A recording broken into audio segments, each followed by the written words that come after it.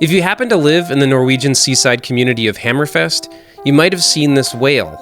But even if you don't live above the Arctic Circle, if you spend any amount of time on social media, there's a good chance you've seen this whale anyway. It's a beluga whale. His name is Hvaldimir. The videos he has starred in have received millions of views, and he might be a Russian spy. See, in the spring of 2019, Hvaldimir was first spotted off the coast of Norway by a crew of fishermen. He was sporting a harness with a camera mount, and he seemed to be trying to remove it. Some good Samaritans helped free him from it and found an inscription on the harness saying, "Equipment of St. Petersburg," as in St. Petersburg, Russia. This led people to speculate that Hvaldimir might be a military asset of the Russian government. In fact, that's how he got his name. Hval means whale in Norwegian.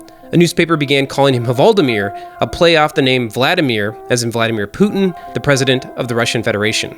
So is this playful, seemingly tame whale a Russian foreign agent? It's not as far-fetched as you might think. Whales, dolphins, and even sea lions have been a regular part of not only the Russian military, but US forces for decades now. But Hvaldimir's story might not be so clear-cut, and the very behaviors that brought him internet fame might be his undoing.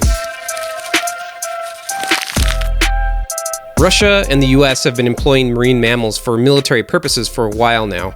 The US program began in 1960 with the purpose of using marine mammals for object detection and recovery, rescue, and for locating underwater mines. After all, whales and dolphins are some of the most intelligent animals on the planet. They are at home in the water, they are speedy swimmers and deep divers, they have natural abilities such as echolocation and superior eyesight that makes them ideal for underwater military missions. Even today, no machine, drone, or computer can match the finely tuned sonar abilities of a dolphin. After testing out a few species of cetaceans and pinnipeds, the US military determined that bottlenose dolphins and California sea lions were the best candidates for this kind of work. These animals have been employed in wartime since Vietnam, seeing action in both Gulf Wars. The US Navy has around 70 dolphins and 30 sea lions in its arsenal.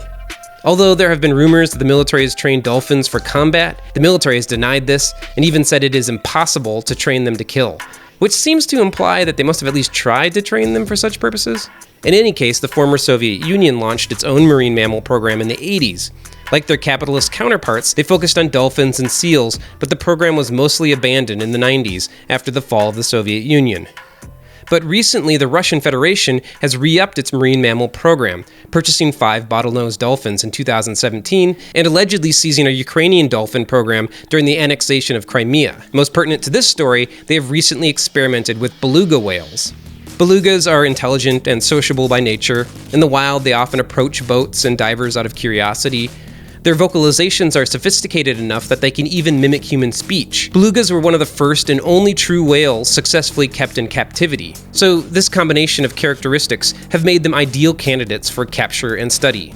Much of the sea around northern Russia is dominated by the Arctic ice pack, which makes it tricky to navigate by conventional means, but beluga whales happen to be adept at navigating this ice pack. It's their natural habitat, after all. The US doesn't use belugas today, but Russia has recently tried training them to guard the entrances to their northern naval bases. This program would have taken place at the Murmansk Sea Biology Institute, one of the oldest and most northern research facilities in the world, and just happens to be located about 600 kilometers from where Hvaldimir was first spotted. Just around the fjord, essentially. Officially, the Russian Navy abandoned its beluga guard whales in favor of bearded seals, who, in the words of the Russian military, showed more professionalism, whatever that means. Anyway, all of this puts Hvaldimir in the general vicinity of a military-run marine mammal training facility. He may not have been a spy, per se, but his involvement in some kind of Russian military program seems highly plausible, although Russia denies it. But he doesn't have to be a military whale. He could have been part of a perfectly ordinary scientific tracking program. That would explain the camera rig, but it doesn't explain his attraction to humans and his unusually docile nature.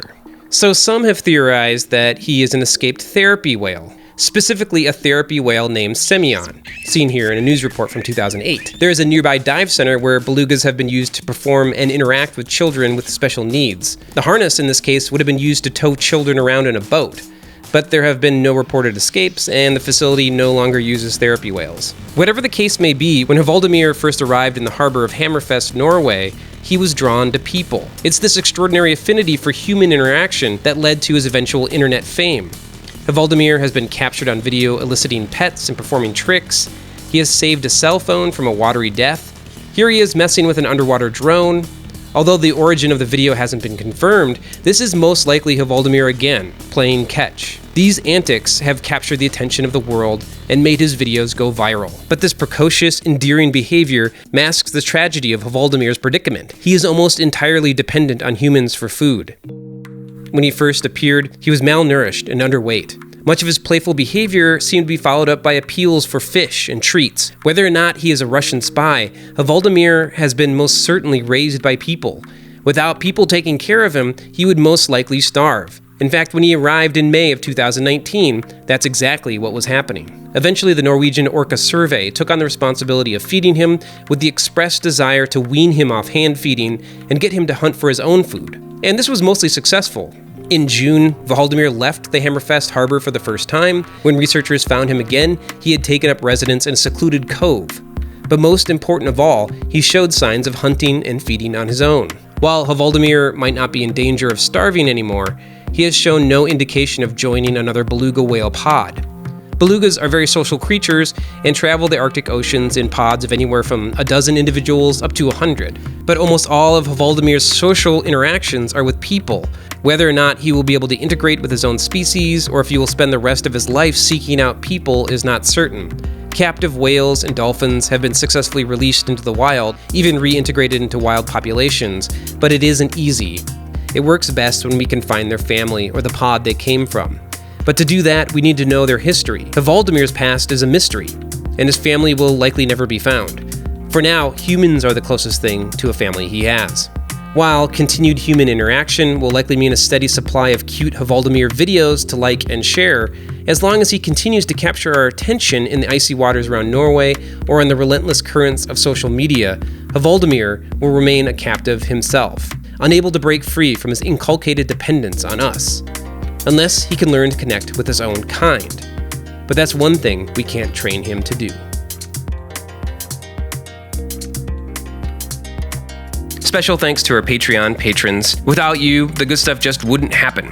So if you like what we do here, go on over to patreon.com/thegoodstuff and become a supporter. Otherwise, you can like and subscribe to this channel, hit the notification bell so you know when the next video is coming out, and I'll be back in a couple weeks with a new video. Thanks for watching.